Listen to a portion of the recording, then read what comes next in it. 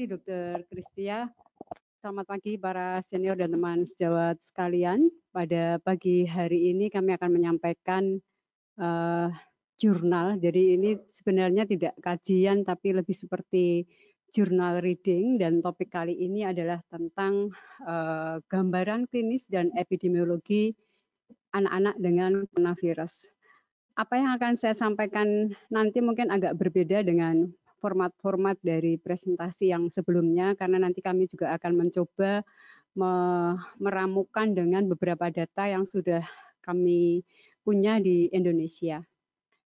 Saya mulai dari skenario klinis ya. Jadi ini supaya kita tidak hanya sekedar membaca jurnal saja, tetapi memang mengapa kita melakukan kajian jurnal ini, karena bermula dari beberapa permasalahan atau hal-hal yang kita hadapi di masyarakat. Salah satunya ini adalah salah satu kasus di salah satu kota di Indonesia, seorang anak perempuan berumur 11 tahun dengan riwayat demam 5 hari, batuk 2 hari, dan sesak.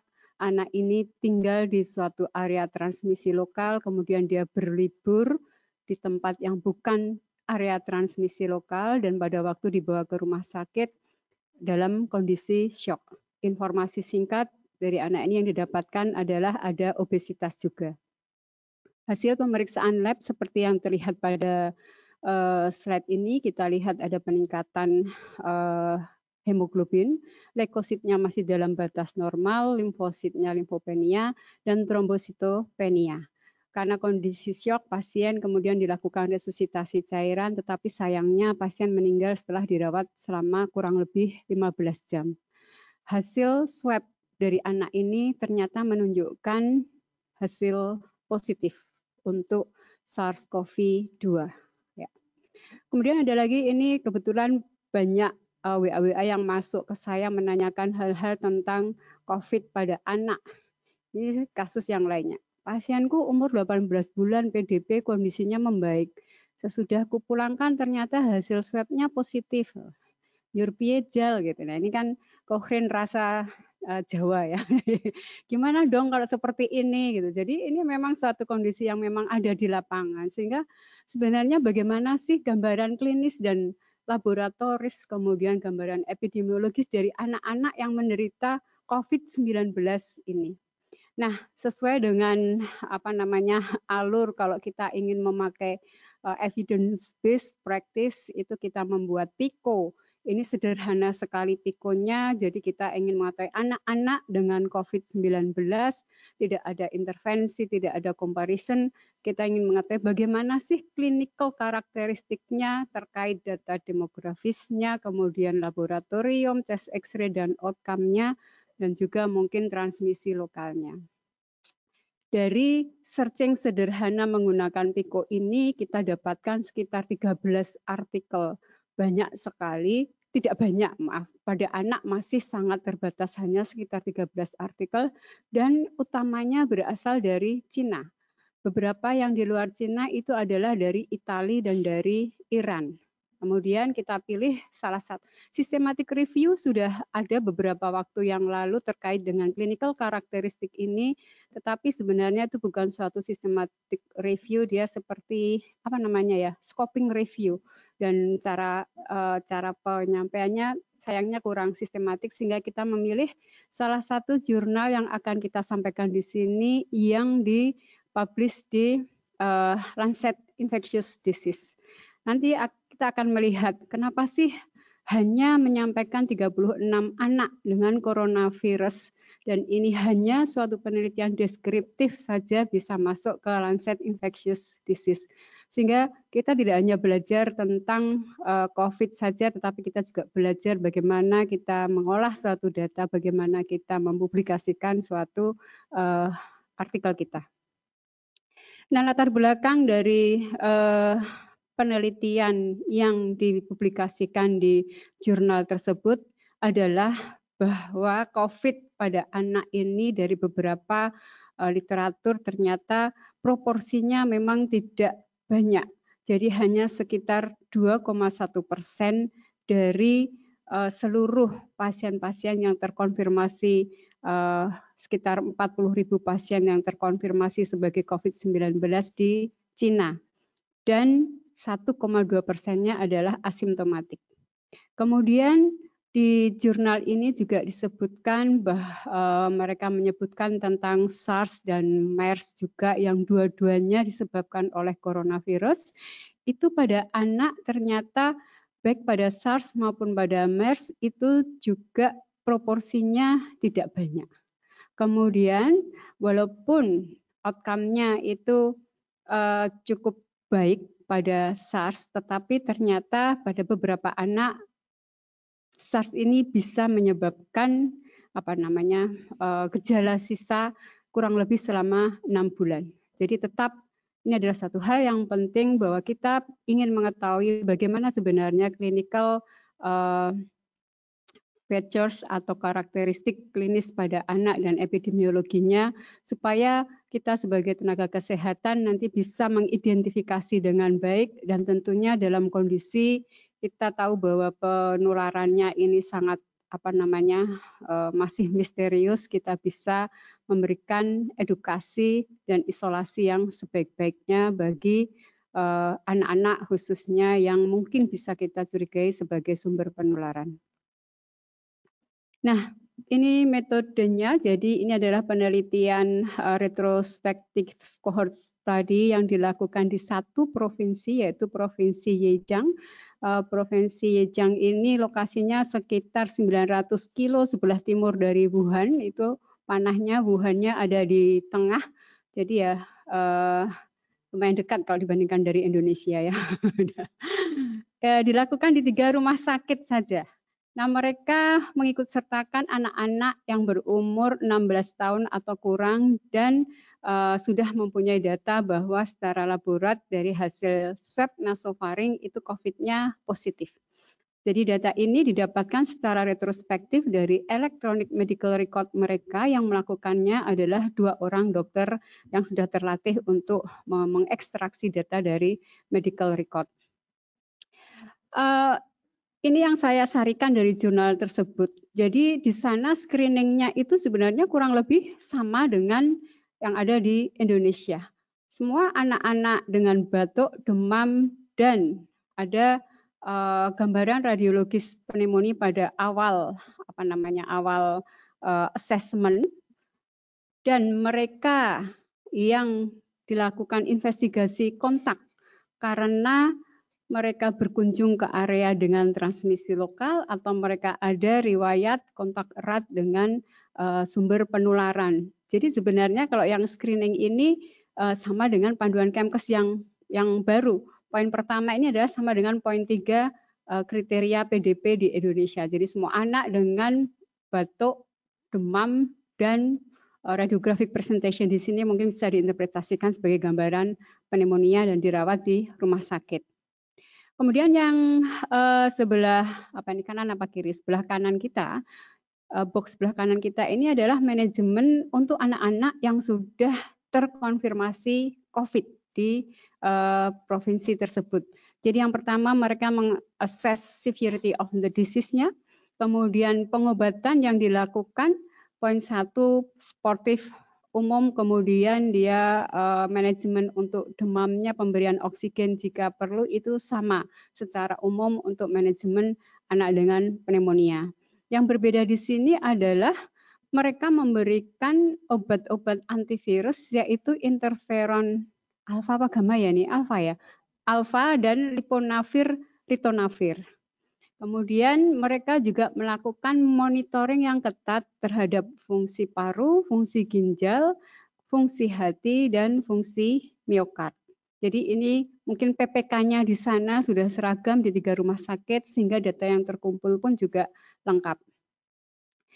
Ini mohon maaf slide-nya kecil-kecil tapi tidak akan saya bacakan, hanya memberitahukan ke Bapak Ibu sekalian bahwa kriteria yang dipakai di sana ada 3 untuk severity of the disease-nya. Jadi dia adalah mild disease atau sakit ringan itu hanya ISPA saja. Kemudian moderate disease ini adalah pneumonia ringan. Yang severe disease ini adalah pneumonia ringan atau sedang yang menunjukkan adanya perburukan. Kemudian ada critically illness, itu adalah adanya perburukan yang cepat, ada septic shock, atau ada bukti adanya kegagalan organ. Nah, ini outcome yang yang dievaluasi pada penelitian ini adalah dikatakan improve, membaik, itu adalah definisinya end of fever dan perbaikan dari pneumonianya yang dibuktikan dengan CT scan dan improvement dari gejala-gejala respiratory atas. Kemudian yang kedua adalah sembuh kalau dia sudah bebas demam 3 hari, kemudian tidak ada gejala klinis yang lainnya, dan RT-PCR untuk SARS-CoV-2-nya negatif 2 kali berturut-turut.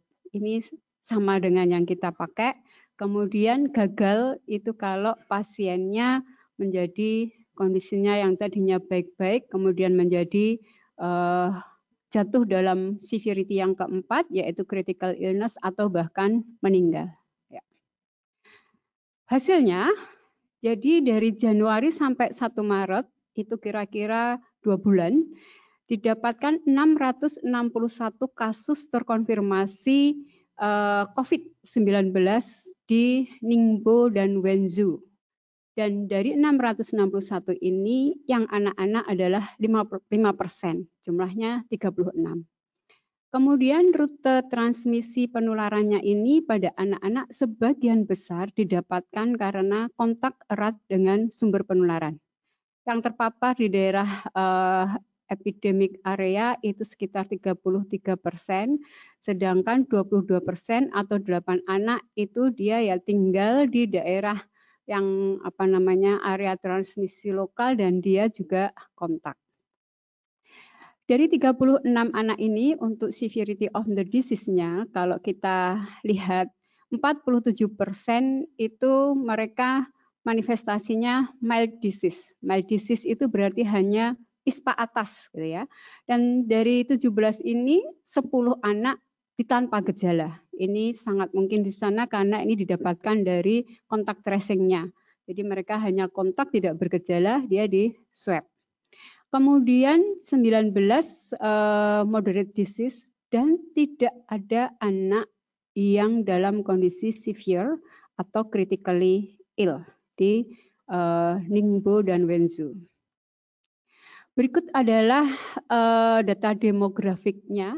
Kalau kita lihat di sini laki-laki lebih banyak, yang total dulu aja ya. Ini total dulu, kemudian dia juga membedakan antara yang mild cases dan moderate cases. Laki-laki lebih banyak, min umurnya adalah 8 tahun dengan range antara 1 tahun sampai 16 tahun, dan anak-anak yang di bawah 5 tahun adalah sekitar 28%. Mereka mencoba membandingkan antara yang ringan dan yang sedang, kasus-kasus ringan dan yang sedang secara demografik, ternyata tidak ada perbedaannya. Kemudian untuk gejala, ini ada beberapa yang diidentifikasi dari penelitian ini, dan kalau kita lihat yang terbanyak gejalanya adalah demam, 36%. Kita lihat di sini, kita ingat hanya 36%, tidak semuanya dengan demam. Kemudian batuk, ini juga hanya didapatkan pada 19% atau 7 anak. Dyspnea atau takipnu di sini hanya didapatkan pada 1 anak, ya, karena tadi masih mild dan moderate cases. Diarea sama sesak malah lebih banyak, diarenya tuh 2. Takipnu, dyspnea di sini hanya 1. Dan kalau kita lihat yang lainnya sekarang adalah ke laboratory finding. Laboratory finding-nya yang banyak didengung-dengungkan sekarang ini adalah COVID is leukopenia, is limfositopenia. Bagaimana dengan data di Cina? Ini data di Cina rata-rata dari jumlah leukositnya adalah 6.000. Tentunya pada anak ini tidak bisa serta-merta kita sebut normal atau tidak, karena jumlah leukosit pada anak ini kan kita akan mengevaluasinya berdasarkan umur. Yang mereka sudah menganalisisnya, dan yang leukopenia itu pada 7 berapa persen? 19%. Sudah terlalu jauh layarnya. Oke. Kemudian untuk limfopeni bagaimana? Limfopeni ternyata didapatkan pada 11 anak atau sekitar 31%. Cukup banyak juga ya. Jadi di sana limfopeni 31%, leukopenia ada 19%. Yang lainnya adalah prokalsitonin. Prokalsitonin ini ternyata meningkat pada 17% anak, sedangkan kalau kita lihat di bawahnya, CRP itu yang meningkat hanya pada 1 anak. Di dimer itu juga ada peningkatan. Kemudian kalau dibandingkan antara kasus-kasus yang ringan dan kasus yang moderate, ini tentang jumlah limfositnya, kasus-kasus yang ringan ini jumlah limfositnya masih lebih banyak dibandingkan dengan yang sedang. Kemudian prokalsitonin ini juga bisa sebagai penanda bahwa pada kasus-kasus yang moderate itu dari penelitian ini menunjukkan lebih tinggi bermakna dibandingkan dengan anak-anak dengan kasus yang ringan. Kemudian ini D-dimer, ini juga secara umum pada penyakit yang lainnya, pada COVID pun menunjukkan bahwa yang moderate ini ternyata kadarnya lebih tinggi. Banyak sekali yang diperiksa pada di rumah sakit di Cina tersebut, kreatinin kinase MB dan sebagainya, tetapi yang kelihatan bermakna adalah berbeda bermakna antara mild dan moderate itu adalah pada kreatinin kinase MB. Untuk CT scan toraks secara umum didapatkan gambaran opasitas multiple atau patchy dan pada 53% separuh dari kasus-kasus itu ada gambaran ground glass opacities yang menunjukkan adanya pneumonia seperti yang terlihat pada gambar yang di sebelah kiri. Yang di sebelah kanan itu adalah yang multiple opacities. Next terapinya. Terapi hanya 17% anak yang mendapatkan terapi oksigen. Dan yang menarik di sini adalah 100% anak mendapatkan interferon alfa. Ini berarti anak yang asimptomatik pun diberi, ya kan? Karena 36 tadi 10-nya asimptomatik. Lopinavir dan ritonavir diberikan kepada 39% anak atau 14 anak. Bagaimana dengan outcomes-nya? Mereka mengevaluasi lebih detail, tidak hanya sembuh dan mati dan pulang saja, tetapi ini mereka juga memberikan informasi tentang waktu yang dibutuhkan dari anak itu masuk sampai SARS-CoV, RT-PCR-nya menjadi negatif. Rata-rata dibutuhkan waktu 10 hari. Kemudian lama rawat inapnya itu rata-rata adalah 14 hari. Nah, sampai dengan akhir Februari, tadi penelitiannya dari 17 Januari sampai 1 Maret kan, itu semua pasien sembuh. Dan mereka di sana setelah sembuh dipulangkan, masih di karantina, tapi saya tidak di jurnal itu tidak disebutkan di karantinanya tetap di rumah sakit atau di suatu gedung tertentu atau mereka karantina rumah. Ini yang kita ambil pelajaran saja bagaimana mereka berhati-hati dalam menata laksanai anak-anak yang sudah positif COVID-nya. Kemudian setelah pulang pun mereka masih diambil IgG dan IgM-nya dari darah, dari feses dan nasopharyngeal swab-nya, ya. Jadi ya alhamdulillah mungkin di sana fasilitasnya lebih baik daripada kita di sini yang masih kekurangan untuk diagnostiknya. Next, nah kemudian ini salah satu bagaimana seorang peneliti itu mengutak-utik data yang dipunyai. Mereka mencoba mengklasifikasikan dari 36 data yang didapatkannya itu, mereka mengklasifikasikannya menjadi 4 kelompok, yaitu anak-anak yang asimptomatik, anak-anak yang demam saja, anak-anak yang pneumonia saja, dan anak-anak yang pneumonia dan demam.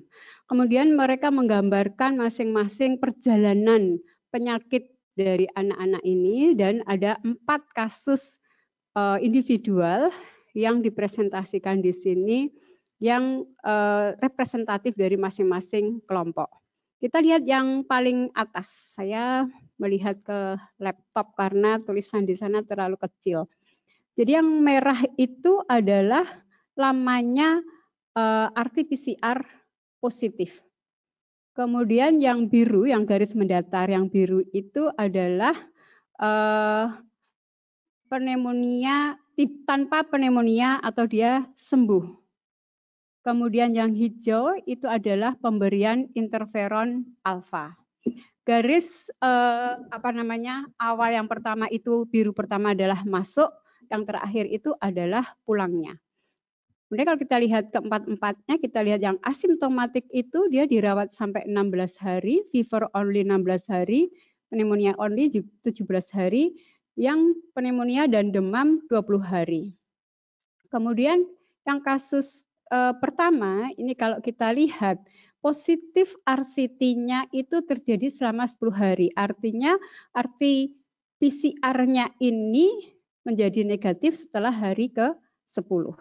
Kemudian yang kedua itu setelah hari ke-9.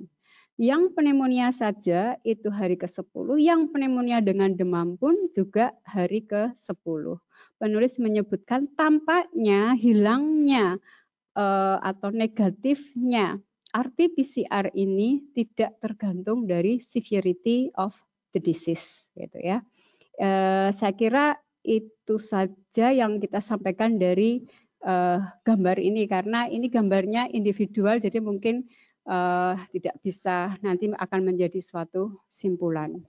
Nanti bisa dibaca sendiri, ini semua jurnalnya sekarang free access. Oke, jadi tadi jurnal ini sudah menampilkan clinical karakteristik dan epidemiologinya. Kemudian dia sekarang membandingkan antara yang usia muda dan usia yang lebih tua. Ini tidak saya baca satu persatu. Kesimpulannya adalah bahwa pada anak-anak yang lebih tua dibandingkan anak-anak yang muda, itu lebih banyak yang mempunyai limfositopenia, prokalsitoninnya lebih banyak yang meningkat, dan kreatinin kinasinnya lebih banyak yang menurun. Hal lain yang menjadi kekuatan jurnal ini dan yang menurut saya mengapa dia bisa masuk ke Lancet Infectious Disease, ini dia tidak hanya menampilkan data yang dipunyai sekarang, tetapi dia juga membandingkan data-data yang dipunyai pada saat mereka mendapatkan pandemi SARS, mendapatkan musim H1N1. Dan dia juga membandingkan bagaimana COVID pada anak dan COVID pada dewasa. Dan kesimpulannya adalah pediatric COVID ini kalau dibandingkan dengan dewasa, clinical manifestation-nya adalah lebih ringan. Kemudian kalau dibandingkan dengan SARS, itu proporsi kejadiannya dan severity of the disease-nya ini juga lebih ringan. Kemudian kalau dibandingkan dengan H1N1 influenza, ini lebih banyak pneumonia-nya. Jarang yang infeksi saluran napas atas saja. Ya, jadi ini salah satu tambahannya. Nah, kemudian tentunya kita harus mempertimbangkan bahwa kelemahan dari penelitian ini adalah retrospektif dan sampel size-nya terbatas hanya 36, tetapi mestinya semua memahami dalam kondisi seperti ini jurnal yang seperti ini pun sangat penting bagi kita sebagai acuan. Saya tidak membahas, menyampaikan tentang diskusi yang disampaikan di jurnal ini karena isinya kurang lebih membandingkan dengan publikasi-publikasi yang sudah ada dan gejala-gejalanya kurang lebih adalah sama, hanya berbeda proporsinya. Mungkin akan lebih baik kalau dari Cochrane Indonesia mencoba menyatukan beberapa ini, artikel-artikel ini untuk kemudian kita bikin summary-nya. Ya, kesimpulan dari jurnal ini adalah bahwa transmisi pada anak untuk COVID ini sama, yaitu close contact dan dia terpapar di daerah epidemik. Kemudian gejala yang sering dijumpai adalah demam, batuk kering, dan pneumonia ringan. Kemudian hampir semua 50% dari pasien ini gejalanya tidak jelas dan gambaran radiologisnya juga baik-baik saja. Kemudian adanya 10 anak yang asimptomatik ini menunjukkan bahwa sebenarnya mengidentifikasi kasus COVID-10 pada anak ini sulit kalau kita tidak menganamnesis dengan baik riwayat paparannya. Nah, ini juga mestinya menjadi, saya kira semua orang sudah concern bahwa community acquired infection ini yang sangat penting harus kita perhatikan. Tidak hanya anak-anak yang dirawat di rumah sakit saja yang menjadi perhatian kita, mestinya anak-anak yang terpapar di luar ini juga harus ada gerakan untuk melakukan investigasi kontak. Selanjutnya, terlepas dari jurnal ini, saya mencoba membandingkan data yang ada di Indonesia. Kebetulan UKK Respirologi Ikatan Dokter Anak Indonesia saat ini sedang mencoba mengumpulkan data-data.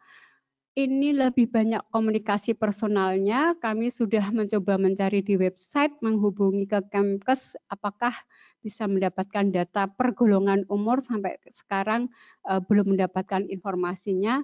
Jadi sampai dengan kemarin sejak tanggal 2 Maret sampai 30, bukan 3 ya itu, nolnya ngelundung. 30 Maret itu kami mendapatkan data 22 kasus anak. Sayang sekali 2 meninggal. Dari 22 kasus ini kami masih berupaya menghubungi para dokter spesialis anak, sekiranya berkenan memberikan datanya untuk kita share bersama-sama. Masih belum semuanya lengkap, masih dalam proses. Ini hanya sekedar penyampaian awal saja. Jadi yang mempunyai data demografik ada 14 anak. Usia saat ini yang kita ketahui paling muda adalah 1 bulan dan yang paling tua adalah 17 tahun. Sama dengan yang disampaikan di jurnal tadi, lebih banyak terjadi pada laki-laki, tetapi mode of transmission-nya, model penularannya, kalau tadi banyak close contact, di tempat kita yang teridentifikasi sekarang biasanya kalau di anamnesis adalah habis berkunjung ke area transmisi lokal. Mungkin saja ini berbeda karena investigasi kontak kita belum berjalan dengan baik. Kalau sudah berjalan dengan baik, mungkin jumlahnya akan bertambah banyak pada anak-anak dan mode of transmission dari close contact ini juga mungkin akan bertambah banyak. Gejalanya, kalau tadi masih ingat di jurnal tadi, demam hanya pada 36%. Di sini dari 11 anak yang datanya sudah kami kumpulkan, semuanya demam, semuanya batuk, semuanya sesak. Tadi yang sesak di Cina itu hanya 1. Sehingga di Indonesia ini tampaknya agak berbeda gambarannya dibandingkan dengan di Cina. Kemudian hasil labnya kalau kita lihat itu berkisar dari 4.000 sampai 26.600 jumlah leukositnya. Saya mencoba mengklasifikasikannya berdasarkan umur, mudah-mudahan matanya tadi malam masih bagus, kurang lebih yang normal itu 6. Leukopenia hanya didapatkan pada 2 anak dan leukositosis pada 2 anak. Yang limfositopenia ini 3. Ini data sementara ya, jangan dipakai sebagai acuan pasti, tetapi paling enggak kita punya gambaran umum daripada meraba-raba sama sekali. Kemudian akan saya sampaikan, mohon maaf minta waktu, mungkin ada sekitar 5 slide lagi beberapa kasus yang sudah kami kumpulkan untuk dipelajari bersama-sama. Ini kasus COVID, salah satu kasus, semua kasus yang saya sampaikan di sini adalah kasus positif. Jadi ini anak 15 tahun laki-laki, gejalanya demam, batuk, pilek, sakit tenggorokan, sesak, dan mimisen. Ini baru saja berkunjung ke salah satu area transmisi lokal. Pasien ini dari daerah non-transmisi lokal. Kita lihat labnya di sini, leukopenia, trombositopenia, dicurigai adanya denggi karena trombositopenia, diperiksa IgG-IgM-nya negatif. Anak ini ada komorbidnya asma. Terapi yang diberikan oleh dokter yang merawat adalah azitromisin dan oseltamivir. Outcome-nya alhamdulillah sembuh dan pulang. Lama perawatan on proses datanya. Kemudian anak 8 tahun laki-laki, demam, batuk, pilek, fatik, muntah, diare, sesak juga. Kemudian dia juga berkunjung ke area transmisi lokal, bapaknya PDP. Belum jelas bapaknya jadinya confirm atau tidak. Labnya kalau kita lihat 8 tahun 12.600 ini masih normal. Trombositnya saya kira juga masih normal. Ini komorbidnya juga asma sembuh. 3 tahun laki-laki demam dan batuk 3 hari dan sesak. Dikelola juga sebagai pneumonia. Ini juga hanya tanda petik berkunjung ke area transmisi lokal tanpa jelas dia kontak dengan siapa. Labnya masih dalam batas normal untuk leukositnya, limfositnya belum kami hitung ini termasuk limfopenia atau tidak. Trombositnya normal, CRP-nya tidak diperiksa, tidak ada komorbid, dan pasiennya baik pulang. 22 bulan perempuan, batuk 4 hari, demam 1 hari, sesak. Kalau kita lihat di kasus-kasus yang sebelumnya tadi, gambaran radiologisnya tampaknya dia infiltrat ringan-ringan saja. Dan di beberapa literatur yang lalu disebutkan bahwa efusi pleura itu jarang ditemukan pada CT scan-nya. Tapi ini adalah salah satu pasien kita di salah satu kota yang dengan gambaran efusi pleura. Masih belum jelas ini apa namanya outcome-nya, saya belum mendapatkan datanya. Kemudian yang ini anak dengan underlying disease penyakit jantung bawaan. Ini habis berkunjung ke suatu area transmisi lokal, pulang-pulang dia menjadi PDP karena pneumonia, diperiksa ternyata hasilnya positif. Labnya, leukositnya juga normal, limfositnya juga tidak limfopenia. Satu lagi 8 bulan demam, batuk, diare, sesak. Bapaknya dari Jakarta sehat. Kemudian dia tinggal di area transmisi lokal 8 bulan di rumah saja. Bapaknya pulang dari Jakarta. Bapaknya sehat. Anaknya demam, batuk, pilek, sesak. Kemudian di PDP-kan karena di area transmisi lokal dan ternyata hasilnya pun positif.